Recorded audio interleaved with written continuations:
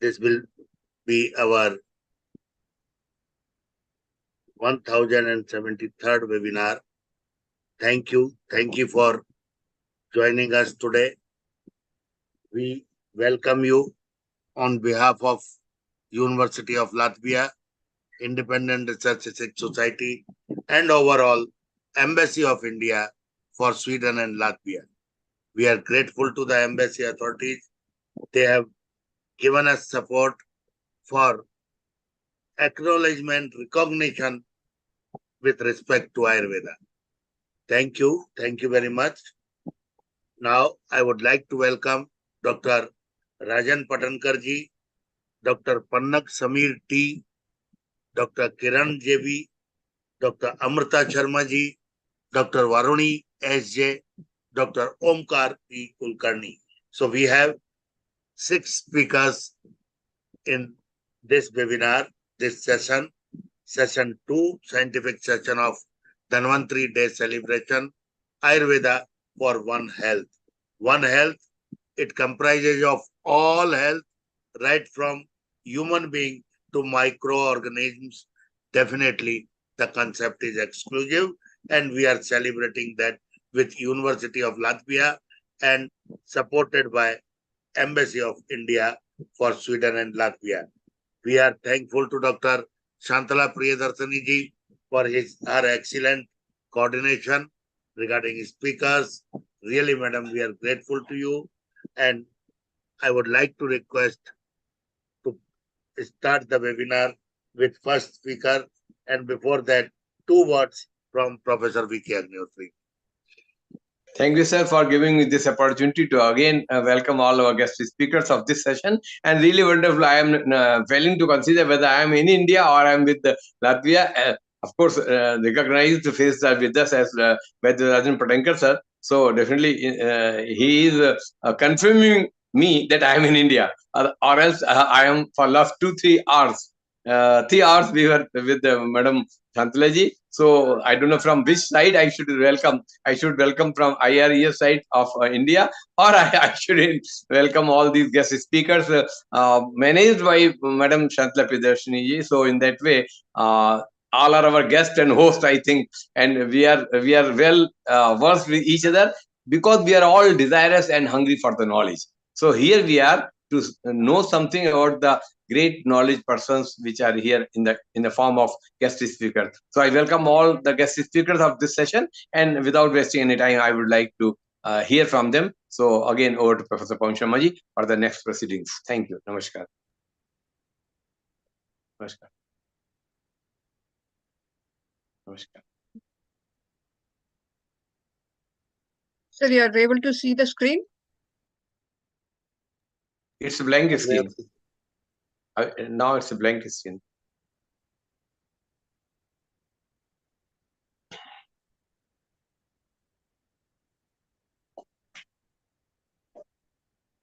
Sir, now?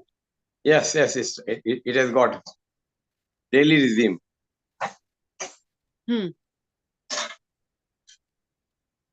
Sir is there. He will be speaking as per the slide. Yes. I told so many things of this content previously, but it was in Hindi. So I would like to say some and same things again in English for the people who are watching our webinar throughout the world. So daily regime is the most important aspect as per Ayurveda. So many things were told by our ancient people or our grandmother, grandfather. Wake up early as possible, because the energy which we get from the sun is most important for our whole day routine. Avoid drinking water empty stomach, because nowadays so many things are coming across by our Google. Take hot water at least 1 liter or half liter early in the morning. But as per my experience, I had treated so many patients of amla pitta, that is hyperacidity, only by saying this pathya. Don't drink water empty stomach. Have something, 2 or 3 bites. Wait for a minute because enhance your Agni and then take water or tea. And another thing, I advise them to take only hot water or hot water with lemon or hot water with honey is not advisable by Ayurveda. Exercise should be done for the wellness of mind and body, not for only body. Because nowadays, the all 99% gyms are air conditioned and they are served by bottles of water in between while you are doing exercise. So exercise should be done Ardha Shakti, means where your mind and body get fatigued. You have to stop your exercise. Because as per the Prakriti, the exercise model is definitely changing as per Prakriti and as per climatic conditions also. Take light breakfast. Nowadays, it's also used thing said by so many people, heavy breakfast. But no, as per your appetite, if you take a breakfast, it's very better for your health. Then lunch should be taken when you feel hungry. In Maharashtra, we had conducted one program for one very big company, that is Kirloskar. Their work output was going less day by day. So we advise them, when a person or when your staff gets hungry, then he should be taken lunch. Because the things are, as your Agni is not properly enhanced, and if you take food at lunch time, I should say, that is not correct. And after doing this thing for 1 year, their work output was increased by 47%.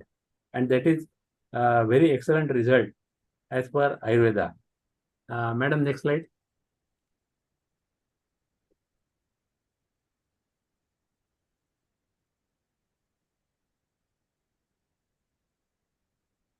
Sir, you are able to see? Yes, but yes. Previous slide. Yes. To consume, it was a spelling mistake. To consume fresh and hot food. Nowadays, it's very rare because so many persons are taking tiffin or their lunch in the offices. So if you take a fresh food from your house, it's more better. Then avoid stale food, that is the one which is stored in a refrigerator, either throughout the night or throughout the days, should be avoided. Light breakfast in the evening. Fruits must be taken before lunch and before dinner. Light dinner as early as possible. Because nowadays in Bombay or any metropolitan city, it's not possible to take dinner as early as possible. But I advise them to take a second lunch box and take it in between 6 to 7, or while you are traveling, it is more beneficial to sleep early, as early as possible. But it's not also possible for the working persons who are working in 3 shifts. But still, the sleep in the night is more beneficial than sleep in the day. Madam, next slide.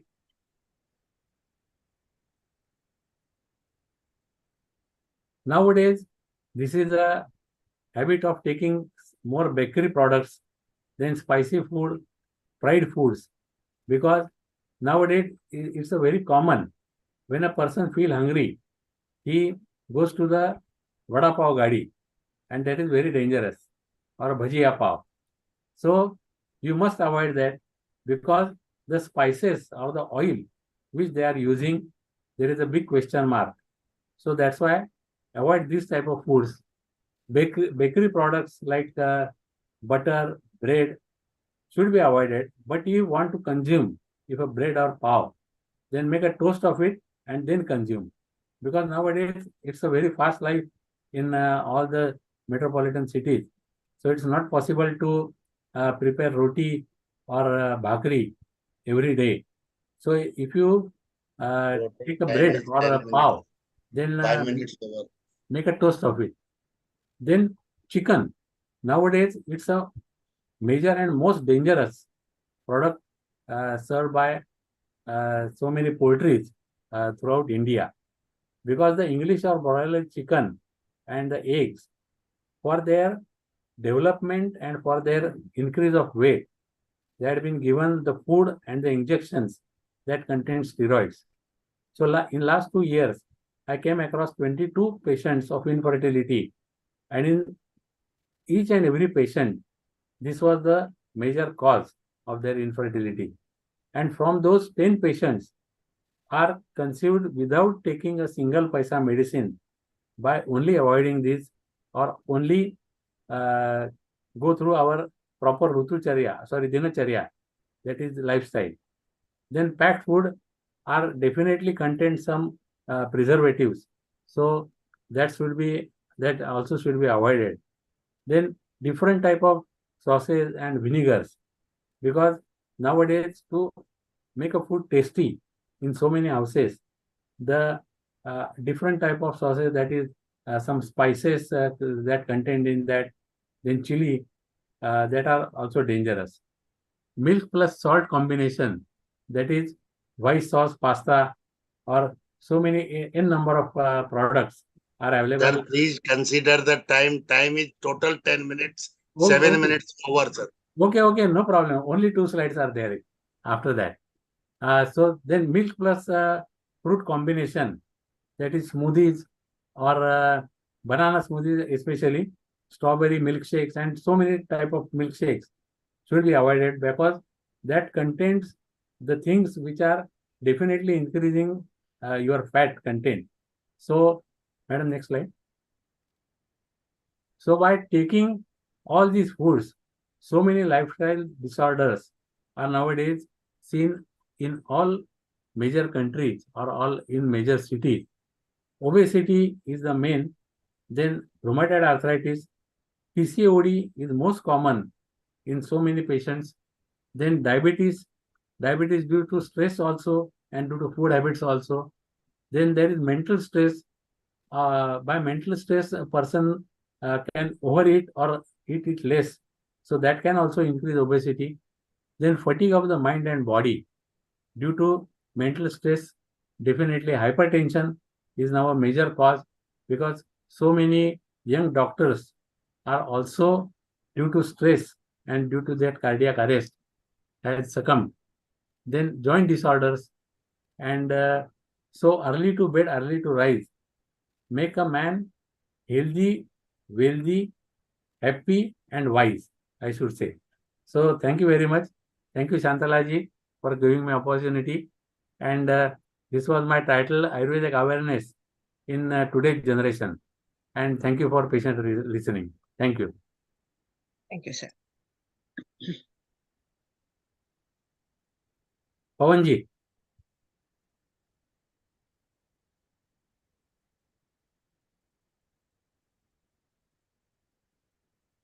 Pawanji, your comments.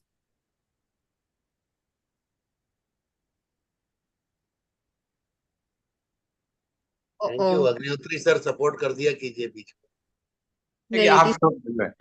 Ji, thank you so much, Dr. थोड़ा सा वो link वगैरह में busy हो जाता हूँ ना. Thank you so much, Vaidya Rajan Patankar ji, and you highlighted all the things pertaining to the causes of lifestyle disorders. Of course, you focused over the irrelevant and improper diet. So these are the alarms for the new generation, and thank you so much. You concise all these points very, very well. Thank you.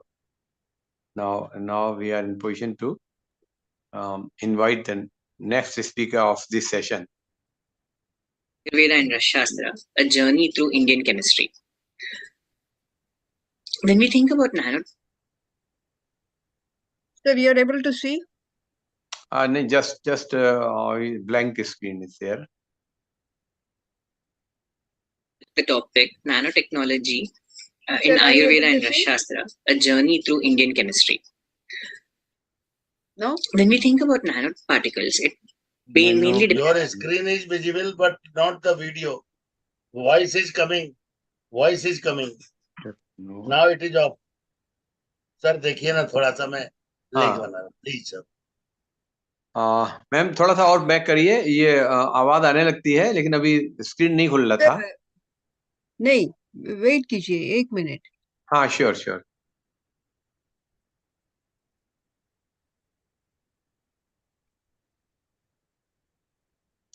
Ji. Why is it getting paused? Today I'm going to be dealing with Sir, the now topic nanotechnology in Ayurveda and Raj Shastra, a journey through Indian chemistry. Double click करिए इसी पर.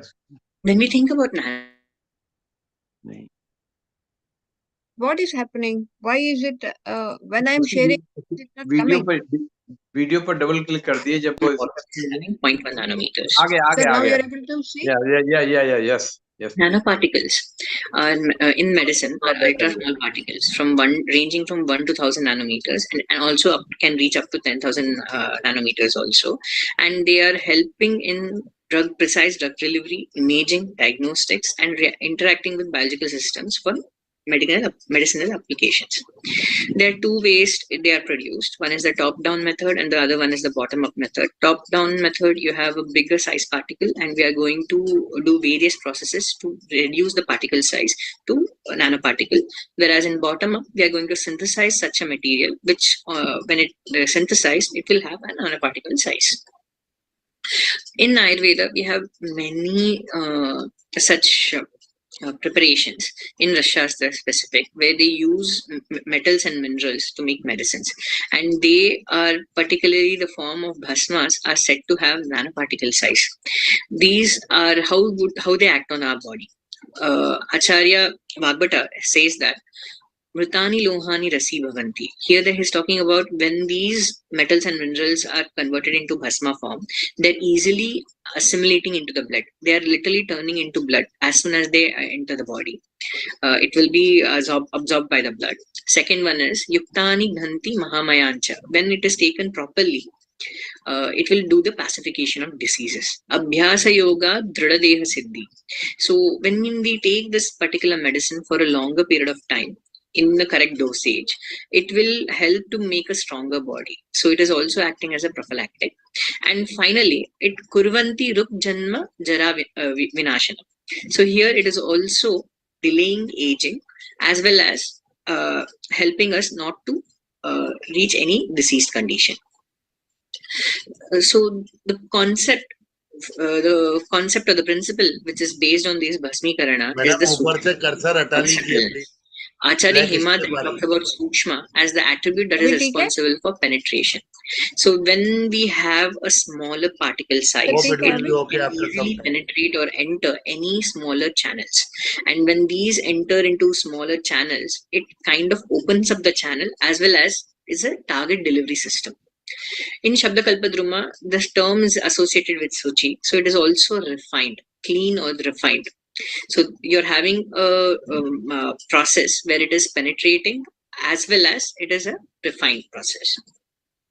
So what does this Marana entail? So we have raw, crude drugs, which are of mineral and metal origin. We are going to take them, perform series of samskaras or augmentations to them using procedures known as shodhana. After that, these are taken, the shodhita rasadravyas are taken and are levigated along with plant and herbal extractives, and they are subjected to temperature controlled heating patterns known as putta using cow dung cakes classically and EMF nowadays, and this helps in reducing the particle size, toxicity, and increases absorption, assimilation, and drug potency. So classically there are many tests which are explained to check whether the bhasma is properly formed or not. Apunarbhava and Nirutta parikshas are talking about when under stress or when given heat, we can see that the completely negative amount of free metal present in the particular sample of bhasma, because the salts or the oxide forms of the particular metals or minerals have a higher melting point than that of the metal, so it will not form any it will be Apunarbhava.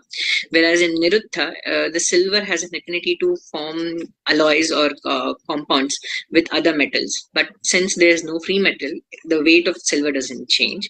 Rekha Purnatva talks about filling up the ridges of the finger. Varitara and Uttama refers to the buoyancy. So these metals and minerals are very heavy. They are very dense. They don't float on water. But when they are converted into Bhasma form, they do float on water. Vishishta Varna Utpatti, that is the characteristic color. Before it will be a raw crude color, but after the Bhasma preparation, it will have specific color, such as gold, which is golden in color, will have a champaka or a reddish nanoparticle color. And Sukshmatva, that is the minuteness, Mridutva, softness, Nischandatva, the lusterlessness, Anjana Sadusha, which it is like very soft, like collyrium, you can use it for your mascara, Gata Rasatva, that is the tastelessness, Anya and the specific tests, which are specific for particular bhasmas. So what we can entail over the nanotechnology right now is the modern science is just now trying to reach for a consensus about how this nanotechnology can be used. It's in infancy, but when we come across the other side in Shastra and Ayurveda, we find that these nanoparticles have already been employed for health and well-being, and it is being used centuries on, and they are the quickest way to get results. Thank you.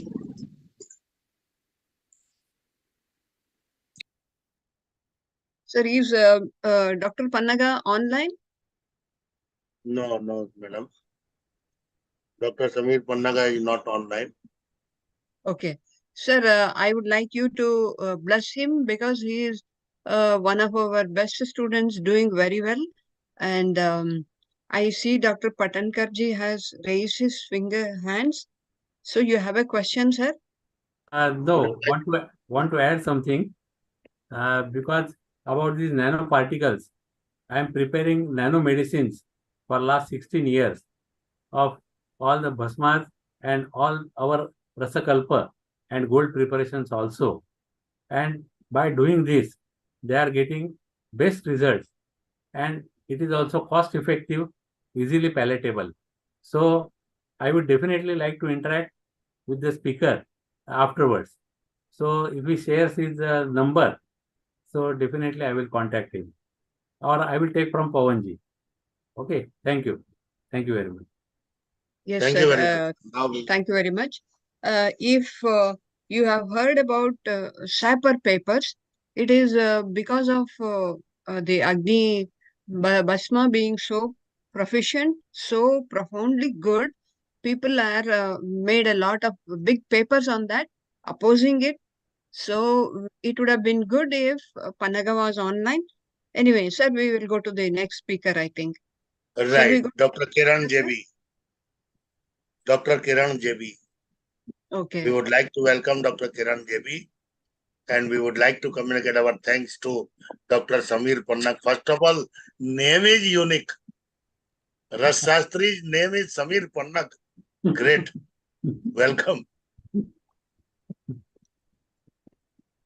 Sir, you are able to see the screen? Yes. The speaker? No, you have not clicked on video. Please click. Now okay? Now okay, sir? Black screen. Agnihotri, sir. Yes, sir.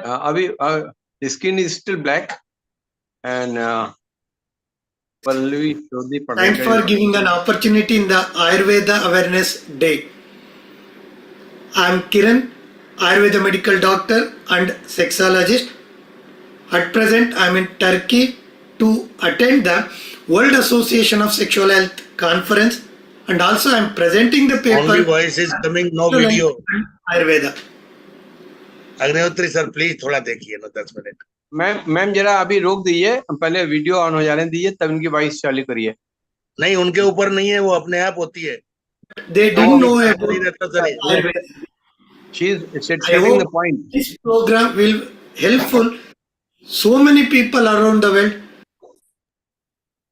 Yes. Hello friends, my seniors, my colleagues and my teachers. Thanks for giving an opportunity in the Ayurveda Awareness Day. I am Kiran, Ayurveda medical doctor and sexologist. At present, I am in Turkey to attend the World Association of Sexual Health conference, and also I am presenting the paper on sexual health and Ayurveda. I am in Turkey since 3 to 4 days. I met many people around the world. They know about yoga, but they didn't know about Ayurveda. I hope this program will helpful so many people around the world to know about the Ayurveda. Come to my topic, Finish your program. Ayurveda and sexual health.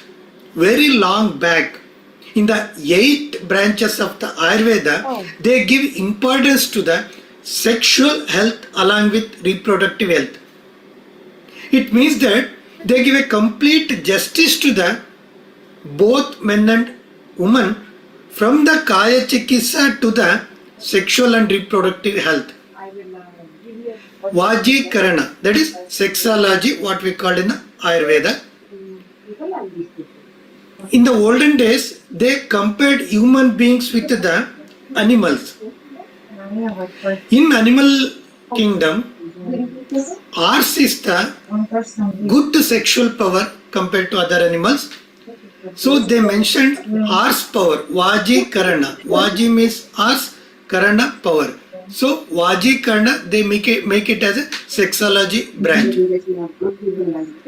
From the drugs, from the modification of lifestyle, that is Swastavritta, the man should have a good sexual intercourse with the partner with good energy. That is the definition of Vajikarana. Here, Ayurveda didn't focus on only the symptoms. They give importance to the basic, means modification of the lifestyle. That also help for the sexual health. Along with that, Ayurveda explained when to have a sex according to the age. Below 18 years, they instructed sex is not good. 25 to 40 years, that is a good age for the sexuality or sexual activity. And after 70, they have a sex in a limited time, but the main focus is spirituality. When I come to the season aspect, in Ayurveda, they mentioned according to the Indian time zone, hot season, that is summer or in the spring, they should have a decreased sexual activity. During winter and autumn season, they should have a good sexual activity. Here they correlated with the three doshas, Vata, Pitta, Kapha. The Vata, Pitta, Kapha is the main basic fundamentals. According to that, they mention the sexual activity during the season according to the age also. For women's sexuality, they beautifully mentioned. So very long back, means during the period time, they should avoid the sex. During the first term of the pregnancy, they should avoid the sex. After delivery, at least 40 days, they should abstain from the sexual activity. After any surgery, they should avoid the sex 3 to 4 months. These things are scientifically proved till now. So in my clinical practice, I am doing counseling, psychotherapy, along with Ayurveda medicine. Ayurveda medicine means I am not giving directly medicine, I just add up Swastavritta, lifestyle changes along with Ayurveda medicine. But before going to the Ayurveda medicine, we should give Panchakarma, that is detoxification of a person. Come to the conclusion, Ayurveda give very good importance, very long back regarding sexual health and reproductive health. Ayurveda didn't focus on only the symptoms, they should find out root of the cause. And by taking or by undergoing any treatment of Ayurveda for any problem, along with other problems, means for example, along with sexual problem, it will improve the general health. This is my conclusion. Thanks for giving an opportunity. Thank you. Namaskar. Thank you, doctor. Thank you. Thank you, Dr. Kiran has been my student and he has been a very great practitioner also. And sir, you spoke about Samir Pannag.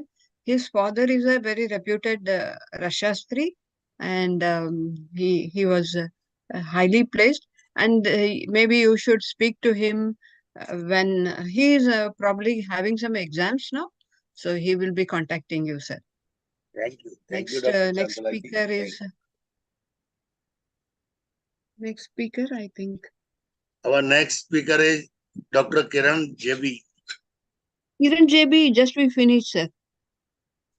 Okay, Amrita Sharma ji.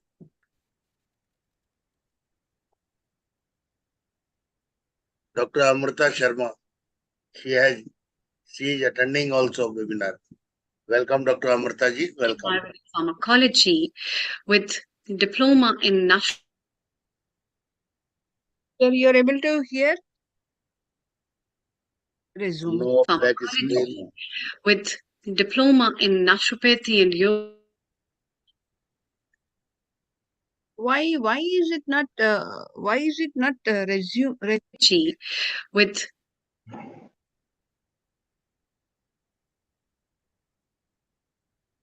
Why is sir? Why is it not sharing? Why is it becoming?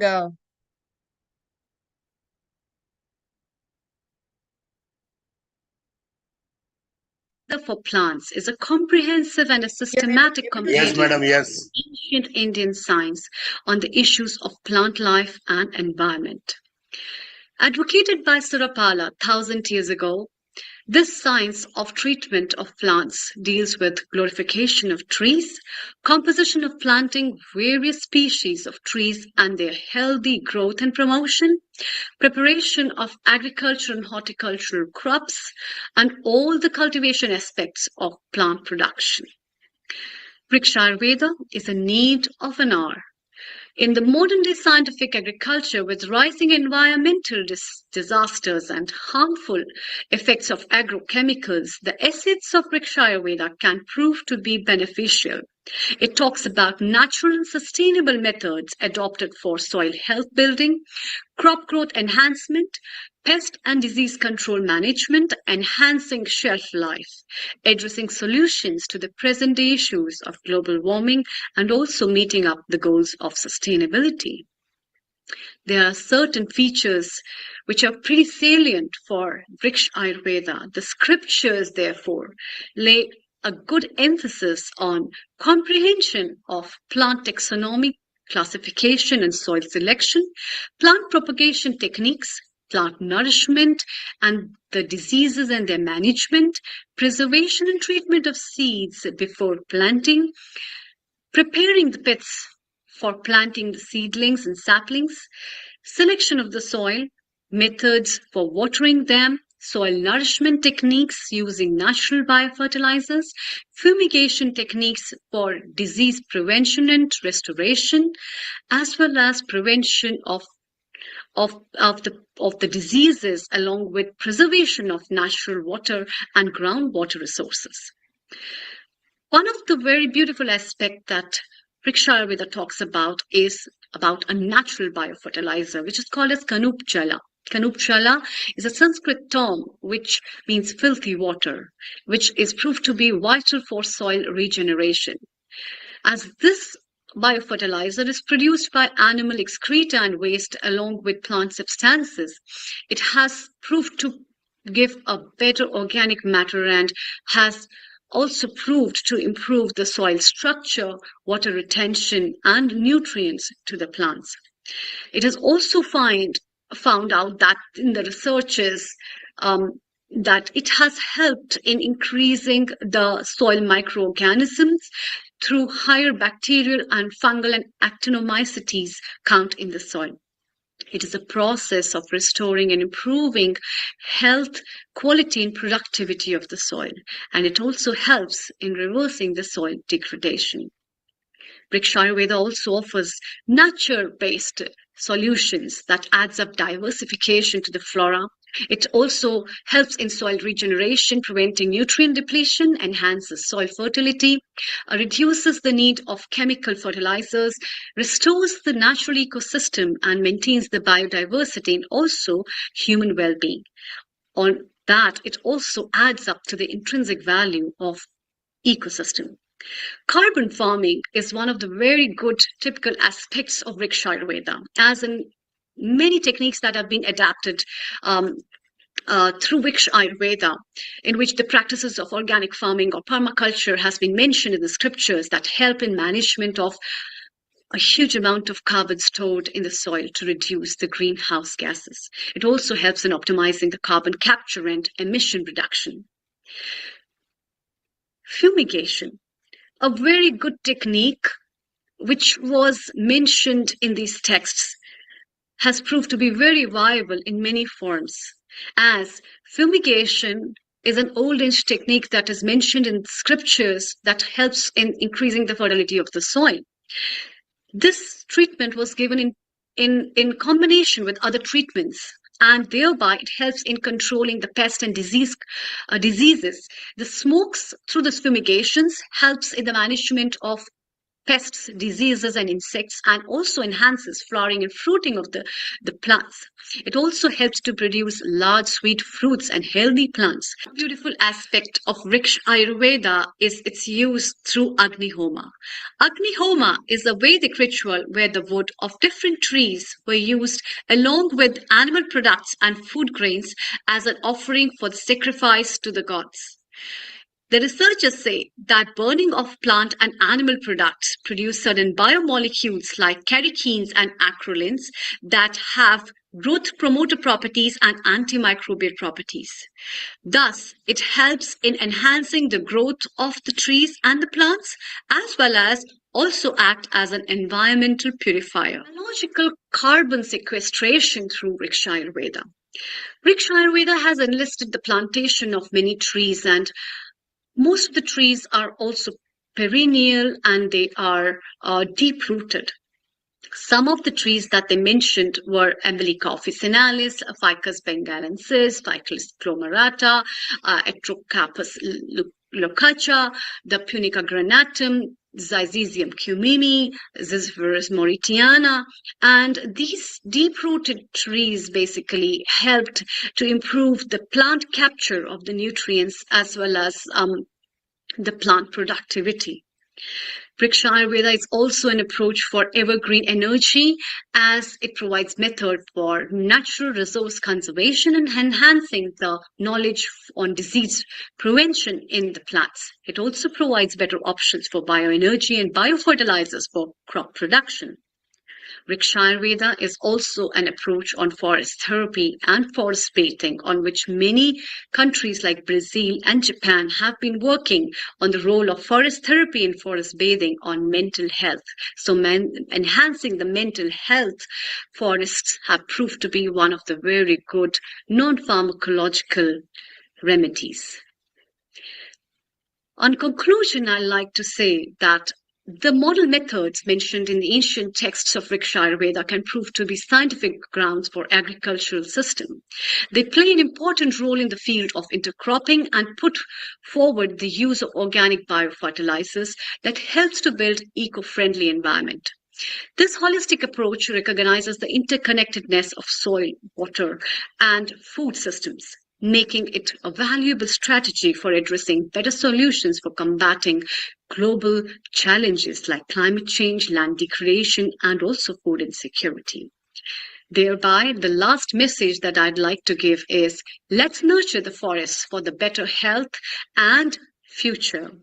At the end, I'm humbly thankful to Shantala Priyadarshini ma'am for giving me an opportunity to represent my view on Ayurveda through this topic of Vriksha Ayurveda.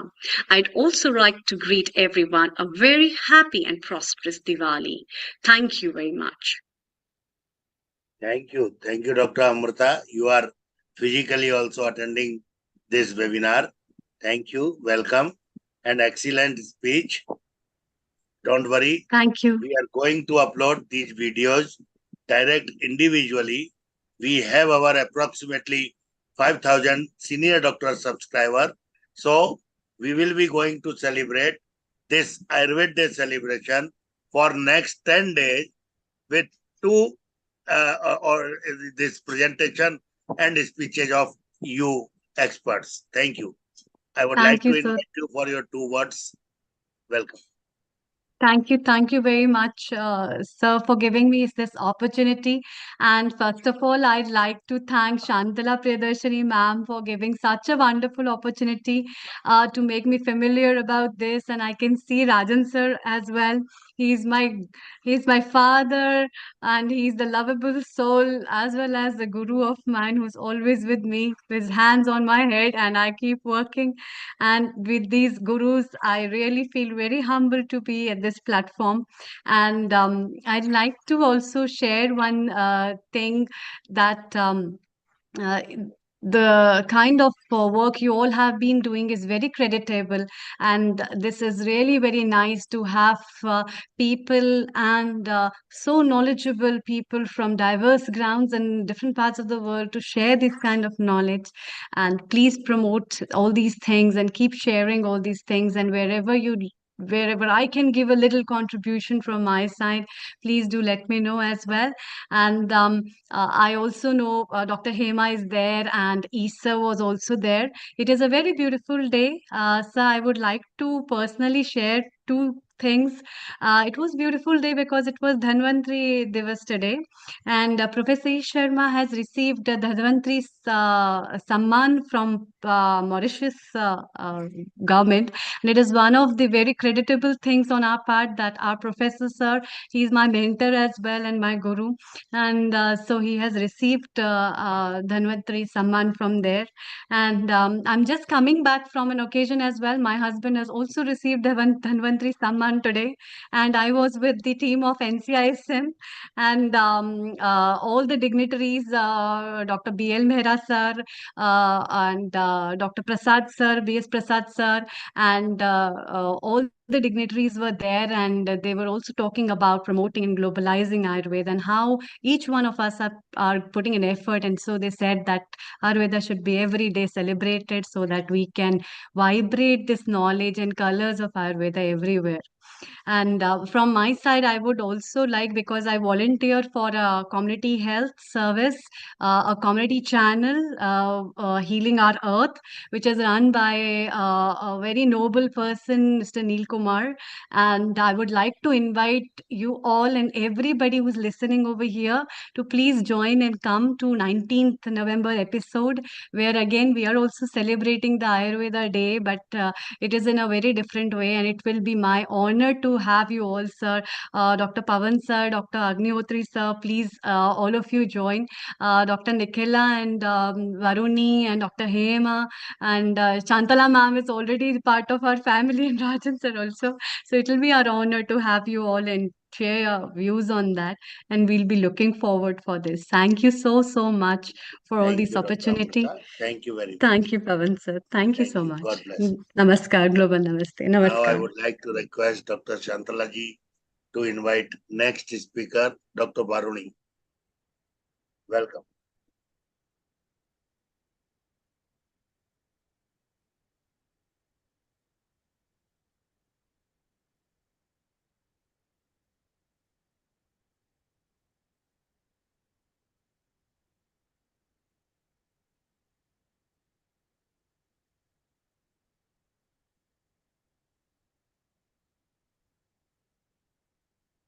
Sir, you are able to see my screen?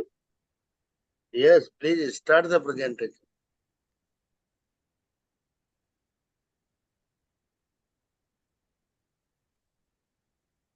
Oh, this is old one. Amrita Sharma, please stop share. Ji. You have successfully managed the webinar, madam. Really grateful to you. Excellent. Omkar, where is, who else is there? Who is the next one? Varuni. Varuni is not here. Sir, you Varuni, finish and of after that Omkar. Omkar. But Varuni ji is with us physically, so we can invite her directly. Sir, are you able to see the past? Not now. Ayurveda, a certified clinical researcher, a certified nutrition and fitness consultant, an No. exercise science You will- specialist, a student of functional nutrition. Stop share, please. We would like to invite Dr. Varuni ji. Welcome, Dr. Varuni. Dr. Varuni. Yes, sir. Yes. Thank you so much, sir. Thank you for Welcome, Dr. inviting to this Varuni. event. Thank you. Namaste.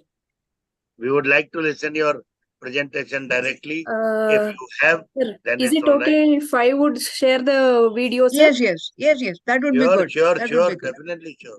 Okay.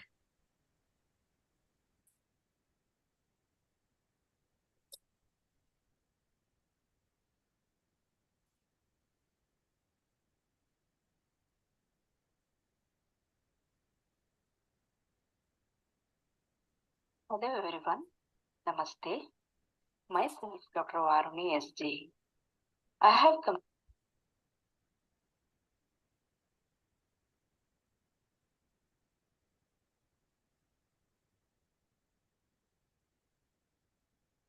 Are you able to share now?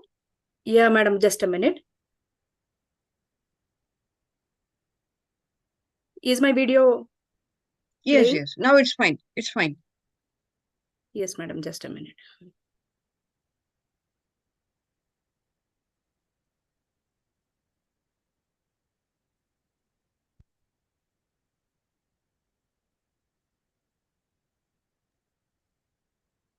Hello everyone, Namaste. Myself Dr. Varuni SG. I have completed my degree in Ayurveda, Volume maximize kar lijiye. Ayurvedic medicine and surgery in the year 2005 and post-graduation in Kriya Sharira, that is physiology, in the year 2010.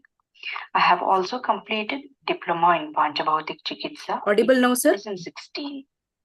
I recently completed my PhD Clear. in Kriya Sharira, Yes. and currently I am working as professor and consultant at one of the esteemed institutions run by Art of Living Management, that is Shri Shri College of Ayurvedic Science and Research, Bangalore. My topic for today's talk is regarding the heart and circulatory system in Ayurveda. Let us understand the origin of the word Hridaya. The word Hridaya is from Devanagari or Sanskrit and is interpreted as heart. There are three root words which constitute this word: Hri, Da, and Ya. Hri means to give, Da means to take, and Ya means balance. Therefore, Hridaya is that which gives and takes in perfect balance. There are different opinions or understanding about Hridaya in our ancient scriptures. The word Hridaya is used synonymously for Shiro Hridaya, which signifies our mind, and also Uro Hridaya, the organ which is present in the center of the chest. Our focus of today's talk will be upon this organ present in the chest. There is clear mentioning in our classics about its location, and it is said to be present above the upper opening of the stomach's cardiac orifice. It also provides a seat for many.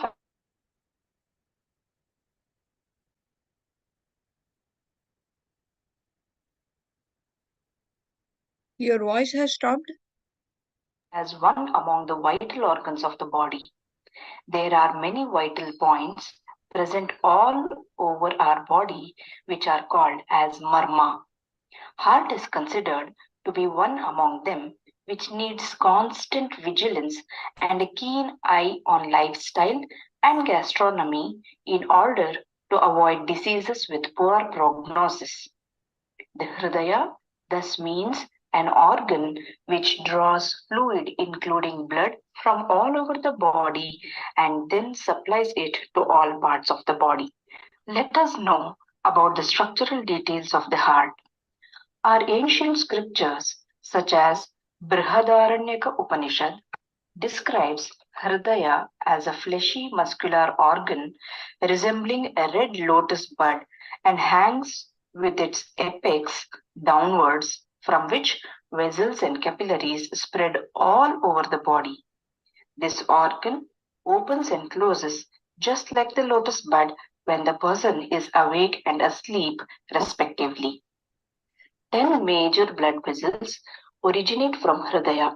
4 of them move upwards, 4 moves downwards, and 2 go sideways, thus providing circulation to all parts of the body. During the development of fetus in the mother's womb, Hridaya becomes more obvious by 4th month of gestational period. Acharya Charaka opines that it starts functioning by 3rd month. Let us understand the working pattern of this organ. Hridaya is a very sensitive organ and has its own inherent rhythm. It keeps on contracting and relaxing on its own. In Ayurveda, we speak about 3 doshas, which are Vata, Pitta, and Kapha. These are the driving force of our body to execute various bodily functions in their normalcy. Vata, which is responsible for all the movements in the body, controls the rhythmicity of Hridaya, which continues lifelong in a cyclic manner. As stated before, Hridaya is more active during the day. Hridaya provides blood along with plasma to all the channels of the body through capillaries too, which provide the essential nutrition to the tissues. Let us dive into the topic to understand how blood circulation happens as explained in Ayurveda. By the process of respiration, pranavayu provides the vital force that is oxygen to Hridaya. On the other hand, the food which is ingested undergoes digestion and absorption and gets converted to rasa, which is highly rich in nutrients. This forms the first tissue element. After absorption from the intestines into the blood vessels, it reaches liver and spleen to attain its red color, which now form the second tissue element, rakta or blood. This is executed by the action of Samanavayu. From here, it reaches Hridaya, where it gets pumped through main blood vessels by the action of Vyanavayu into millions of capillaries. From the capillaries, plasma along with blood reaches all the tissues and cells of the body. The fluid from the tissues is brought back to Hridaya by capillaries and veins. Thus, the Hridaya pumps Rakta along with Rasa all over the body, which travels through blood vessels, transports oxygen, and supply nutrients to the tissues. This is the schematic representation of blood circulation as mentioned in Ayurveda. Other perspectives of Hridaya. Hridaya holds a key position in one's own spiritual life. In addition to the function what Hridaya does, it controls our body, mind, and senses and is also a seat of intellect and vitality. Hridaya, the spiritual heart, is your essential and ultimate nature, the inexpressible dimension of your being. It is another name for the Supreme Self or Atman, as it is named in the yogic tradition. It is a seat for supreme consciousness and the ultimate subject of knowledge. Description of Hridaya dates back to Vedic era, and in Rigveda, we can find the anatomical description of Hridaya as well as the Atma which resides in it. In one of the mantras which explains the glory of Lord Vishnu, that is in Narayana Sukta, Hridaya is described as the organ which is inverted and is located above the navel region in the chest. Further, it is explained as inside this organ there is a presence of cavity which is supported by pillars. This can be understood as papillary muscles which does the same function. In the center of this organ, there is presence of Agni, the fire element, which is responsible for maintenance of our body temperature. It keeps our body warm from head to toe. The rays which are emitted by Agni moves in all directions, above, downwards and sideways as well. In the center of this Agni, having an atomic size which is extremely minute, appears to be blue, which resembles the central core of the lightning. In its center, it is yellow in color and it resembles the tip of paddy, which is thin, minute, and subtle. In the center portion of this tip lies the Supreme Soul, whom we call by different names as Vishnu, Brahma, Shiva, etc. To put in a nutshell, Hridaya is an organ which provides life, vitality, consciousness, functioning of sense organs, mind and intellect, and indirectly happiness and sorrow depends upon the proper functioning or otherwise of the heart. This concludes my today's talk. I am greatly thankful to Department of International Indian Studies, University of Latvia. I would like to express my heartfelt gratitude to respected Vaidya, Professor T.R. Shantala Priyadarshini Madam, for providing an opportunity to deliver the lecture. I hope the information provided today contributed positively to the event. Thank you once again. Thank you, Dr. Varuni. Thank you very much, Varuni. Thank you, It sir. was a Thank very you. heartfelt presentation, and I appreciate very much, because youngsters like you, I wanted to bring up everybody, and most of the presenters today have been youngsters and people who are not so young but young in heart, and the organizers have been wonderful. They have done the greatest job of bringing everybody together. So we go to the next speaker, sir. Yes. Shall we go to the next speaker? Omkar Nath Kulkarni. Varuni. Omkar Kulkarni. Huh.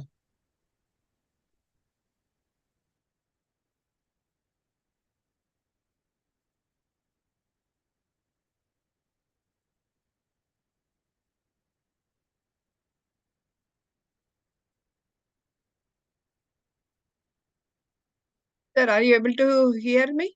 Hear him now? No, not yet. No, not yet.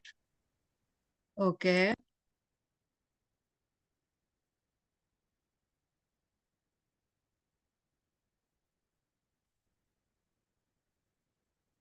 Now, sir, now you are able to hear? Not yet.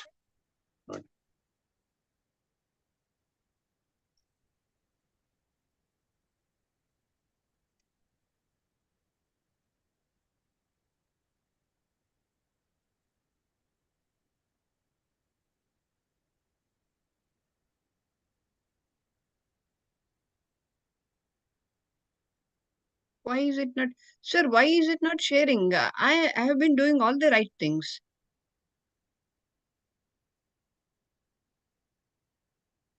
You are able to listen, sir? Yes, you do the same process. Sir, I am doing the same process, but why it is not sharing? You click, even you are not getting the previous one. In your laptop, additional windows are open. And Yes, running my practice. yes, madam, yes. Got it. In my career of 15 plus years in the field of Ayurveda and ऊपर से research, cursor हटा लीजिए madam. 160 commercial formulations in the range of Ayurveda, nutraceuticals, and personal care. I have around 40 plus peer-reviewed international research papers, 2 books, and 2 Indian patents on my name. Today, I'll be sharing my views on research in Ayurveda, its need, challenges, opportunities, and way forward. So let us start by understanding what is the need for research in Ayurveda. We all know that Ayurveda is one of the most ancient systems of medicine even practiced today across the globe. The basic principles of Ayurveda are mentioned in the terms of dosha, dhatu, mala, srotasa, etc. In the current world of advanced technology and biotechnology, biochemistry, it is very essential to reinstate these principles of Ayurveda in modern scientific language.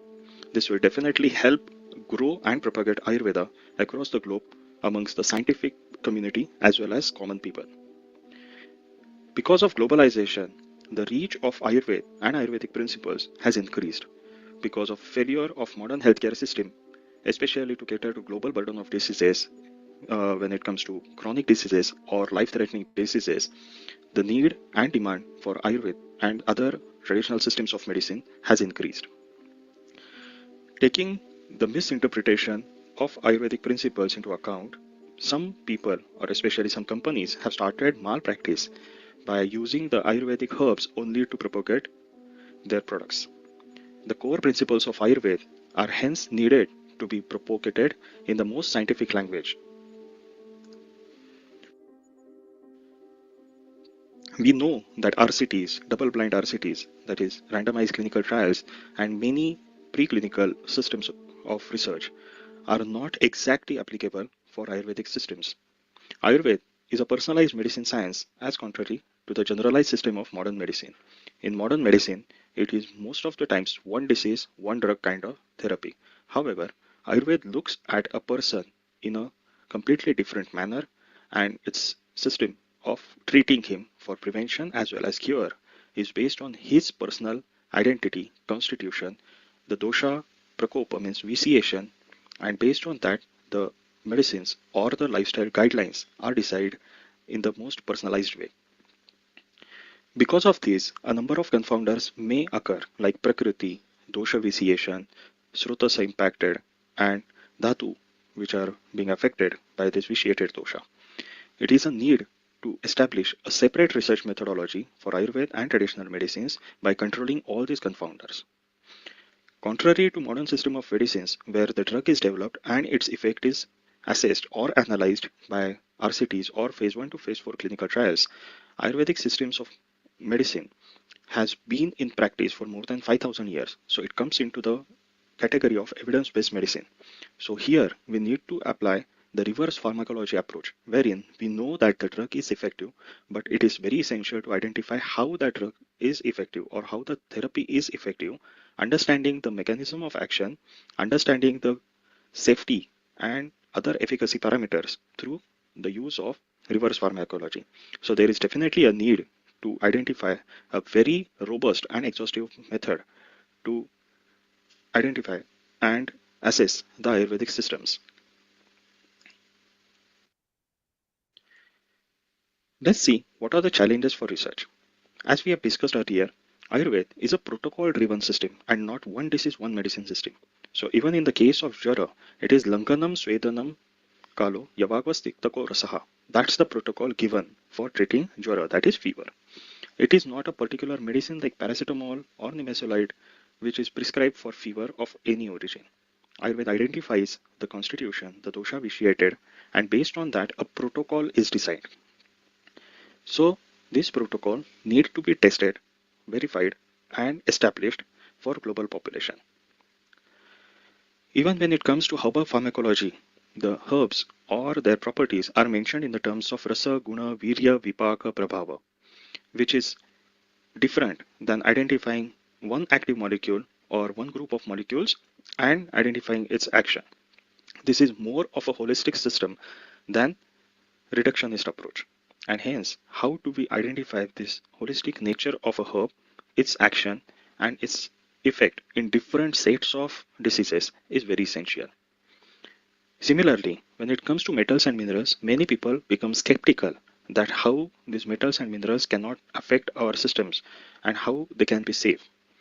But in Ayurveda, if we look at the Rasa Shastra principles, we get to know that almost all the metals and minerals which are used in these Ayurvedic formulations are very safe, very well processed, and can be used for almost all sorts of disorders. These are the possible opportunities when it comes to Ayurvedic research, literary research. So how we can digitize and use advanced techniques of artificial intelligence or machine learning to transliterate the Ayurvedic text into the most authentic way and using the most authentic technology. Drug research, like we discussed, how we identify the properties of Ayurvedic herbs and metals and minerals, understanding its holistic pharmacology, and how we can develop new dosage forms which are more sustainable, palatable, safer, and easier to administer. Same goes with plasma research. Identifying the structural and behavioral properties, its safety and efficacy is of utmost importance when it comes to the use of plasma. For clinical research, we need to identify the RCT method which is most suitable for Ayurvedic systems. We need to even identify the use of Ayurvedic treatments for genetically diverse populations like Asian, African, European, etc. For Panchakarma and lifestyle procedures, their mechanism of action is not very well understood when looking at from modern science. So there is a need to identify how Panchakarma helps in reducing the disease burden and getting rid of the diseases in the most sustainable way. These are my suggestions for way forward. There is a dire need to improve cross-disciplinary education from modern to Ayurveda systems. The clinicians should publish more and more case reports or case studies and case series for their most successful cases so that people would be benefited by understanding how the doctor or the Vaidya has analyzed the case, how he has decided the protocol, and how it can be beneficial for different population. We should use latest technology, AI tools, machine learning to enhance documentation and analysis of classical Ayurvedic text. There is a need to standardize treatment protocols and procedure protocols which can be applied across the globe without any concern of safety and efficacy.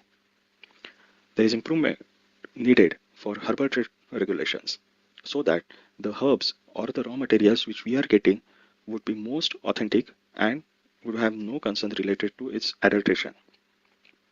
There is a definite need to bridge the gap of researchers and clinicians so the bench-to-bed approach of research would be more apt. There should be a development of latest technology for better safety and efficacy of drugs. Panchakarma could be a definite newer boost to holistic, sustainable, and safety cure for majority of chronic conditions. So, it is very essential to propagate the use of Panchakarma in the scientific way globally. Thank you.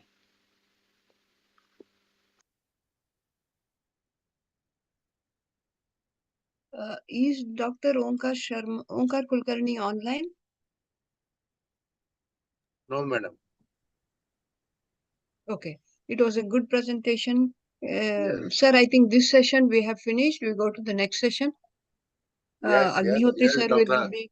Agnihotri sir. For conclusion, I am changing the name. Thank you, Professor Paramashamaji. Thank you, Ma'am, Professor Shanta Priyadarshini. So this came to an end, the third session of today's international webinar, and it was presented by six speakers, very distinguished speakers, and of different fields. Our pleasure is that they all covered different sectors. So our first speaker who took the lead was Vedarajan Patankar sir, and he talked about the rules and regulations based on the Dinacharya, so that to maintain the high quality of daily regime instructions and follow the good diet and maintain themselves Sir, from you have to put the previous one, sir.